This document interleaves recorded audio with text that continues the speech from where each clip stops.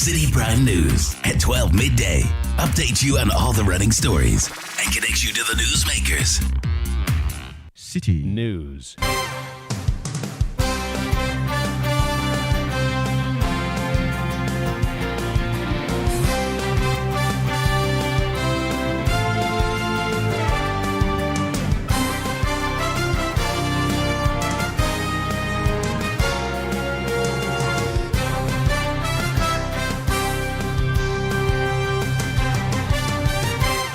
It's midday. Hello, good afternoon, and welcome to the Citi Prime News. We are coming to you live from our studios at number 11, Dr. Martin Loop in Adabraka, Accra. My name is Ajuatin Krama Domina. Coming up in the next 30 minutes, mass resignation hits People's National Convention (PNC) executives as Embattled General Secretary Janet Nabla breaks away to form new party with 11 out of 16 executives. The decision to depart from the PNC comes as a result of the fact that we disagree with the ruling of the High Court of 8th April 2024. Also coming up, pleas of unposted environmental health officers to government over delayed postings as they lament severe impact of unemployment on their livelihoods.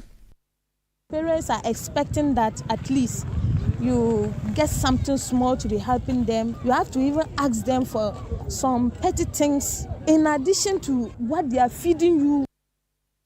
Still in this bulletin, Ghana Health Service to review study leave protocol to give more opportunities to auxiliary nurses as it worries about the mass exodus of critical health workers.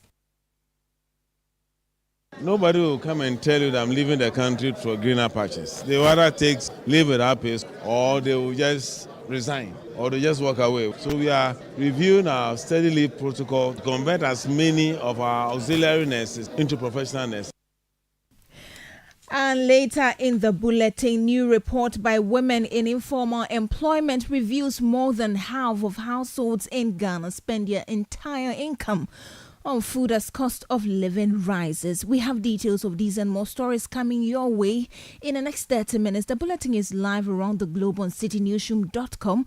On YouTube and on Facebook, we're on Citi 97.3 FM. Across the country, we are also live on a number of affiliates.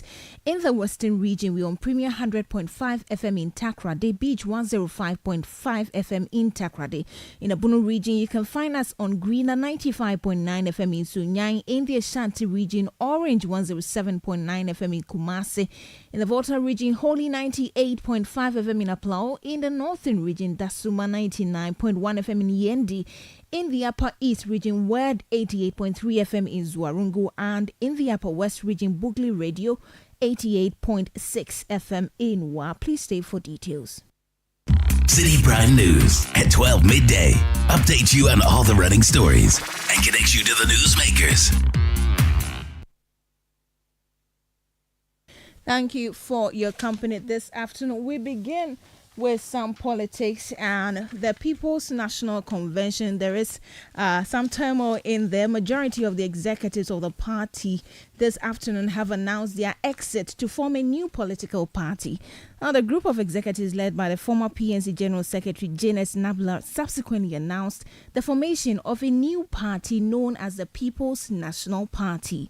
The decision is a culmination of events since the High Court affirmed the suspension of Janet Nabla as General Secretary of the party. Now, during a press briefing in Accra, the interim General Secretary of the new party, Suleiman Aseidu, said their next exit or their exit from the PNC was necessitated by behavior of their leader.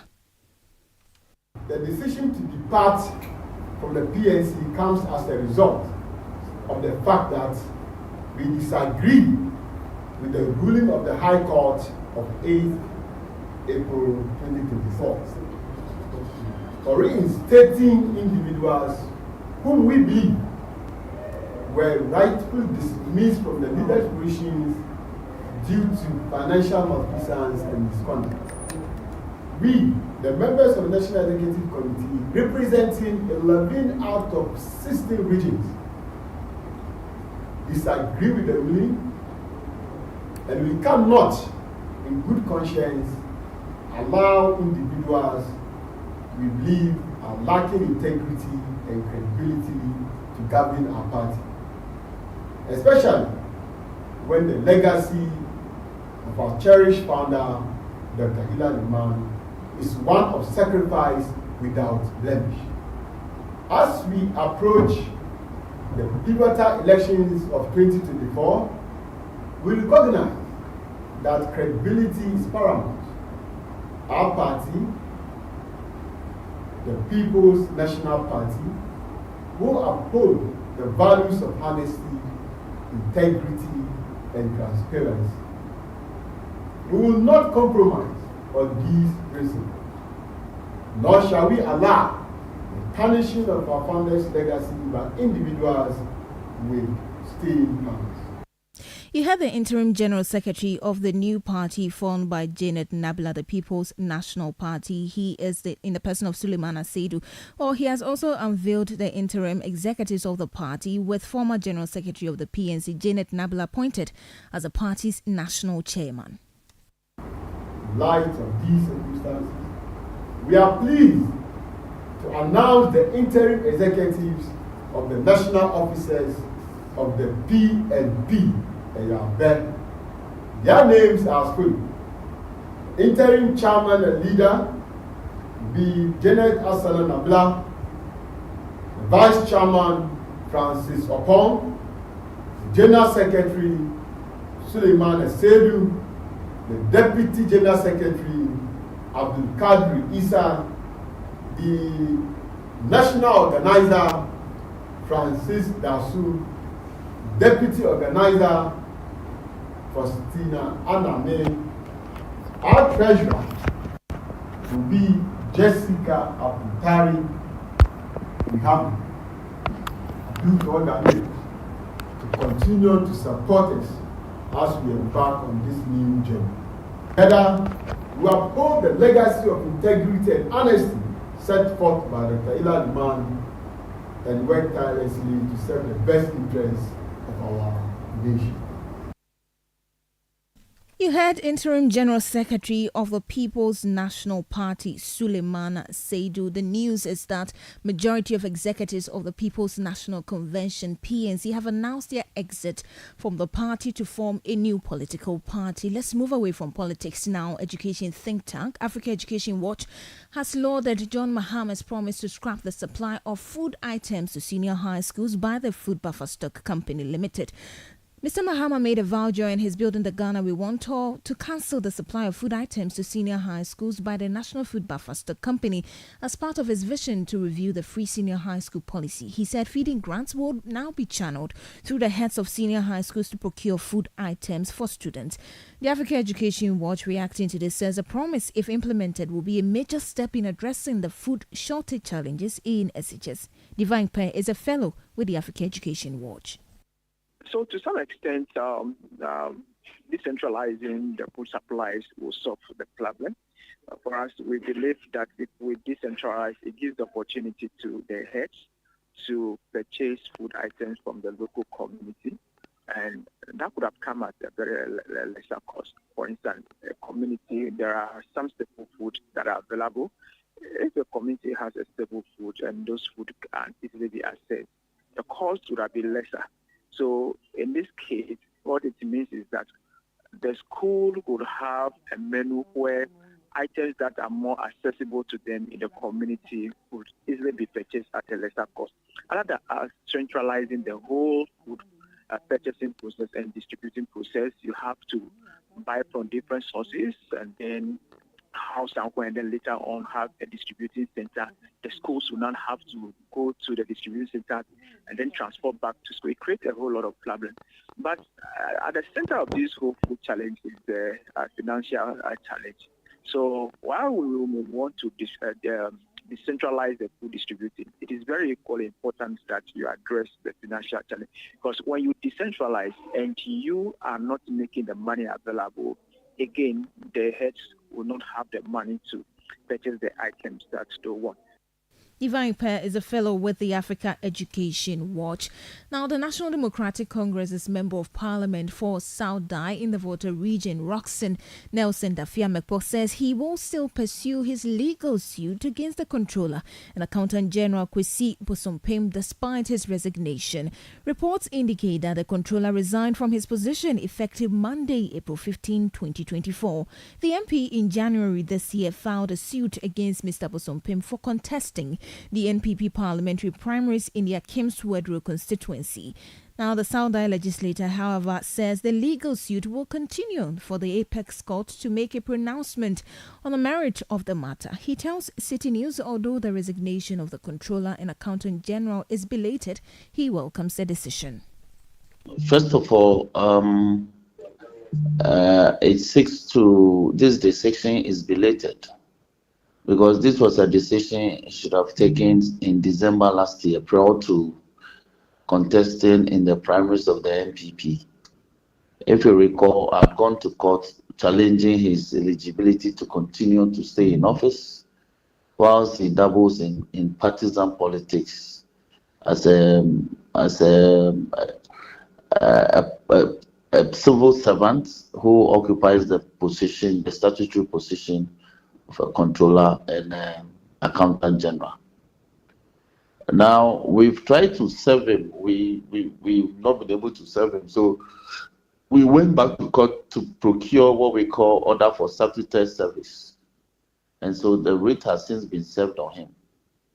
Now, his removal would, as it were, undercut the suit in a way, but we'll pursue it because we want the courts to pronounce on the merits of the matter, whether or not a person occupying a statutory office such as that can dabble in partisan politics and still remain in office.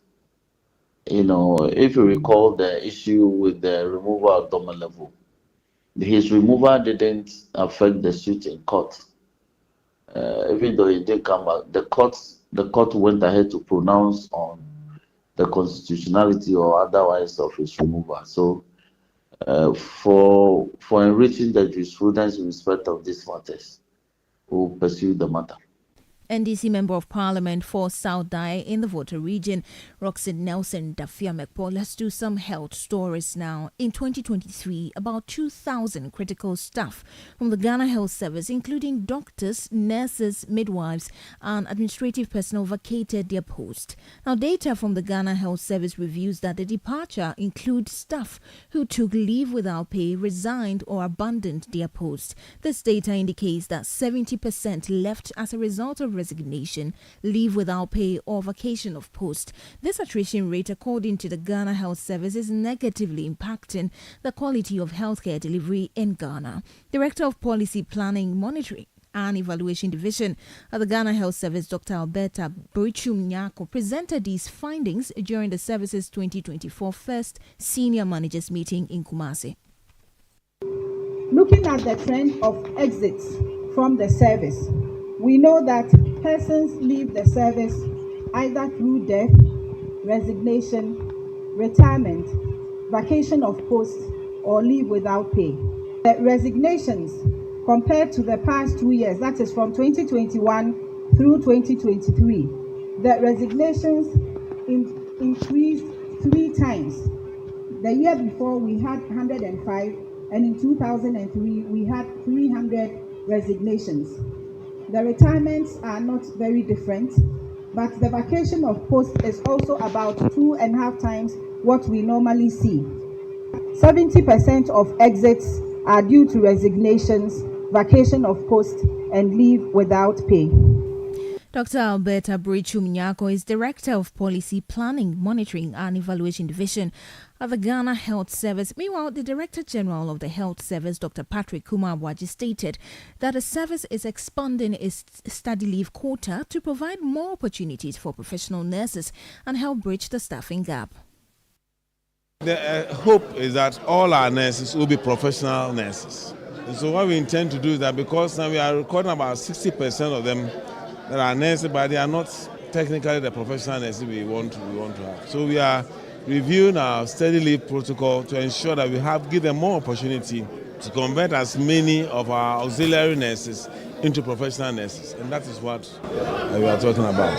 As you saw in the report, nobody will come and tell you that I'm leaving the country for greener patches. They will either take leave without pay, or they will just resign, or they just walk away without any permission. And when we put all that together, the last time I mentioned that we have done nearly 4,000 of that forms in that category. We are presuming that is the number that may have vacated posts. The unfortunate thing is that some of them are very experienced.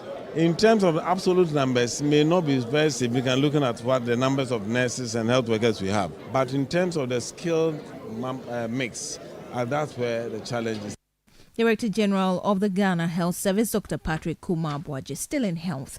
Unposted environment health officers and assistants have taken to the street of Tamale in the northern region to protest over their unemployment situation. The group is strongly expressing discontent towards the government and its agencies, namely the Ministry of Sanitation and Water Resources, the Ministry of Finance, and the Local Government and Rural Decentralization Ministry for its failure to grant financial clearance to the over 1,600 officers who have successfully completed their studies at the 3 schools of hygiene in the country. Some of the unposted health officers have been speaking to Citi News.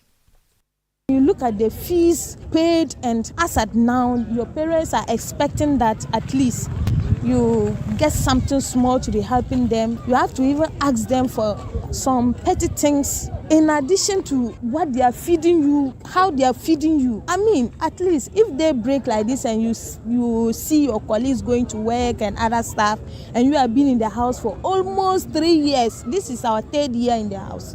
So we are very frustrated. And it's not that we have not made contacts. We have made a lot of contacts with the ministry. They are telling us there is ban on employment. We just wish that they should look at our direction and have pity on us. We are suffering. We are crying out today. The house is not good at all. Now, even with our parents, they are like, oh, is it true that you completed your school? Is it true that you competed? Because this is so and so, the person has competed and this person is working, this person is working. Why are you still in the house? We are crying to the government. Please, they should help us. They should look at our face, and then they should post us. The people need us. Our environment is very dirty. They need environmental health officers. You hear some unposted environmental health officers speaking to Citi News. Meanwhile, the public relations officer of the unposted health officers and assistants, Jacob Adai, says the demonstration has become the only option left for them. Just yesterday, receiving a call from one of our colleagues that the parents are sacking her from her because she has become a burden upon them. When is her husband coming to take her out? Unemployment. We are calling on IGP as well. It's a national security threat. As possible as agency to duly seek intervention to clear us and post us. This demonstration has become necessary after several engagements with stakeholders in the Ministry of Sanitation. The first time we went, they told us that there's ban on employment. After that, only for us to hear that other sectors have been given employment. Are environmental health officers not part of the country? Wow. We are citizens. We are not spectators. As the president said. And let me note, prevention is better than cure. Prevention is better than cure.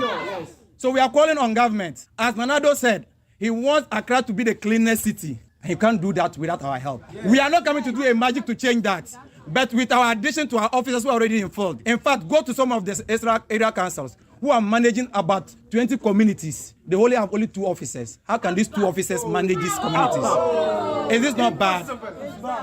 Jacob Adai is the public relations officer of the unposted environmental health officers. You're still listening to the Citi Prime News. When we return, a new report by Women in Informal Employment reviews more than half of households in Ghana spend the entire income on food. Please stay for details. Citi Prime News at 12 midday. Update you on all the running stories and connect you to the newsmakers.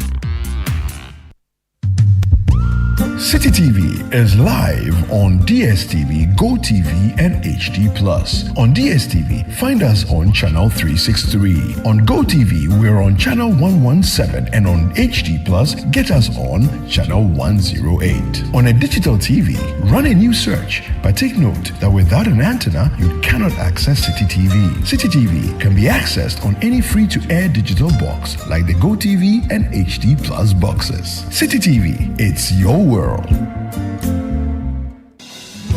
Another year is here, and your family radio station 97.3 Citi FM, as part of our Family Month, invites you to the 2024 edition of the Family Consecration Service. Join us as we invite His presence and His blessings and dedicate our lives and our homes to God. Now, through prayer, scripture reading, and a time of worship, we will deepen our relationship with God and strengthen the love within our families. The date is Wednesday, 1st May 2024. The time is 6 a.m. right through till 12 noon. The venue is the Oil Dome Royal House Chapel, Accra. There will also be a time for the renewal of vows for married couples. The 2024 Family Consecration Service is powered by 97.3 Citi FM and supported by Citi TV. Remember, the family that prays together stays together.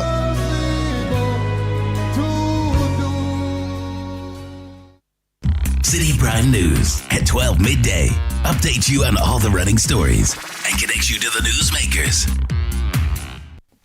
Welcome back. Thank you for staying with us. Let's bring you some other stories this afternoon. The Ministry of Works and Housing is officially requesting for proposals from the private sector for the completion and operationalization of the Saglemi Affordable Housing Project. The project, which commenced in 2012, has remained abandoned for years. According to the ministry, the deadline and evaluation for the submission of proposals is from July 9 to 15, 2024. Addressing the media, the sector minister Kojo Ponkroma says he is hopeful that a contract will be signed by August 30, 2024 to address the housing deficit in the country. Ghanaians want the phenomenon of uncompleted or abandoned mass housing projects to come to an end. To date, some of the projects from the Kufuor era are still uncompleted and hanging. This one is still yet to be completed. And it adds to the narrative that we don't finish projects when we start. If we have a housing deficit of 1.8 million that we are trying to reduce as the years go by, already there are about 40,000 units a year that we deliver as a country. It's not enough to close the gap. So if all of these projects keep hanging out there, it will even deter future projects from being embarked upon. And that's why it's important that we take advantage of this opportunity to reverse this trend. And so I charge you to go through this process with all the professionalism, patriotism, and transparency as you have outlined in your report to me this morning. And I look forward to our re-engagement by August, at which time you would have come to the conclusion of this process. Kojo Ponkroma is the Minister for Works and Housing. Away from that, the management of the Ghana Water Limited has announced its intention to publish the names of individuals, companies and organizations indebted to the company. Speaking to Citi News, the Chief Manager for Public Relations and Communication at the Ghana Water Limited, Stanley Mate, expressed concerns over the potential impact of indebtedness on the country's water supply and urged all customers to settle their debts promptly through the company's offices, revenue collection point, the GWL customer app or mobile money payment platforms.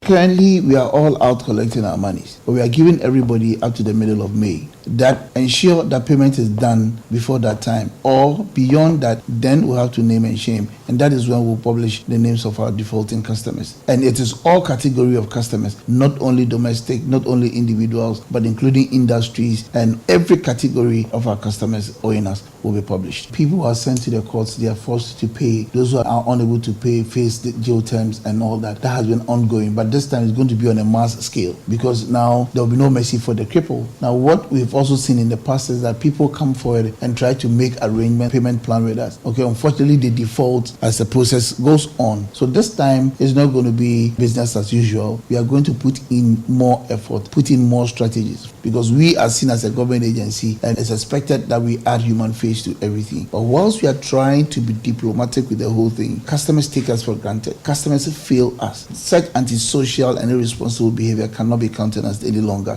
Stanley Mate is a chief manager for public relations and communications at the Ghana Water Limited. Moving on now, the Institute of Climate and Environmental Governance, ISEG, is advocating for a broader stakeholder consultation to engage more civil society organizations in enhancing environmental sustainability. This year marks the 4th anniversary of government's launch of the Green Ghana project, with this year's tree planting exercise set to increase the total number of trees planted to 54.5 million since the initiative's inception on June 11, 2021. The policy lead for climate finance and energy transition at the Institute, Kwesi Abedu, highlighted the importance of engaging more institutions to enhance environmental sustainability. The Green Ghana project initiated by this government has been an initiative we've all been calling out for, taking into consideration the fast rate of degradation and of our environment, especially with our water bodies. It became very necessary that such an initiative would be implemented. So from our perspective as Institute of Climate and Environmental Governance, we believe that the initiative was supposed to have reduced the negative impact that climate change is having on our environment. However, we think that there are certain decisions that ought to be also looked at. After 4 years of implementation of the policy, has there been any form of review? These are some of the things that we should be discussing. So we think that it has been effective, but not much effective as we would have wished. And then I believe that as much as we want to be sincere to ourselves, we would all admit to that fact as well. So, as I said, we believe that there should be a broader stakeholder consultation to ensure that several organizations are brought on board. Because this initiative, mostly it's seen by the Forestry Commission and then Ministry of Lands and Natural Resources. You have very few organizations participating and very few schools participating. However, it should be in such a way that majority of these schools, let's say our primary and basic schools, our FHS, and even at the tertiary level, should be seen involving themselves in such activity. Kwesi Abedu is the policy lead for climate finance and energy transition at the Institute of Climate and Financial Governance. Now, more than half of Ghanaian households are spending their incomes on food. This has forced many citizens to reduce food consumption in order to cope with the rising cost of living in the country. That's a stark reality being painted by a report by a group called Women in Informal Employment, Globalizing and Organizing. The report is titled Navigating Inflation, Impact of the Cost of Living Crisis on Workers in Informal Employment in Accra, Ghana. Here's a Newsdesk report. The escalation in the cost of living in Ghana is driving up a lot more of Ghanaians in the low-income bracket into abject poverty as rising prices for essential goods and services like food, transportation and accommodation are squeezing household budgets. The situation has been brought on by inflationary pressures and high levels of government debt. Cost of children's education comes in second to food, taking over almost a third of earnings. That's not all. More revealing is the fact that most workers in the informal sector lack access to critical safety nets, including pension and poverty relief programs, which leaves them particularly vulnerable to economic shocks. But how do they anticipate to stem the tide? The report suggested these workers are demanding financial assistance in the form of cash, soft loans and health support, among others, to alleviate the financial burdens and improve their economic resilience. That's a Newsdesk report by the Women in Informal Employment, Globalizing and Organizing, read to you by Ni Latte. To more stories, the Asante Hinotumfo said to the second has called on the government to confront reality and prioritize policy making that supports the establishment of industries to create more jobs and attract investment. He also proposes that the government should diversify public enterprises such as the Volta River Authority and the Ghana Grid Company by involving the private sector to secure necessary financial investment. The Asante Hine made these comments during the commissioning of a 430-kilometer natural gas pipeline by Genzer Energy, which aims to enhance the country's power sector. VRA and others are all government establishments. Let's give it out and divest to private sector, and then we inject money in there. Zoom. And get the right people to do it. Zoom. Gridco and others are all for private sector. Let's give them the money, get the qualified people, divest government from it, and let them do it. Zoom. Other than that, electricity company is in a situation where we don't know, but that also must be divested and give it to private sector. Zoom. Why are we still holding it when we don't have the money? Zoom. We are not even able to collect all the taxes that we want. Zoom. We are going to IMF for money and all those things. We are hanging on to industries that we cannot maintain and run. Zoom. Look, it's about time we face realities and then decided on what government should be doing and what private sector should be doing. You heard the Asante Hinotumfo say to the second, ending today's edition of the Citi Prime News, which has been live from our studios in Adabraka, Accra. For more news, please visit citynewsroom.com. My name is Ajuatin Kramadona. Thank you for listening. Do have a great day.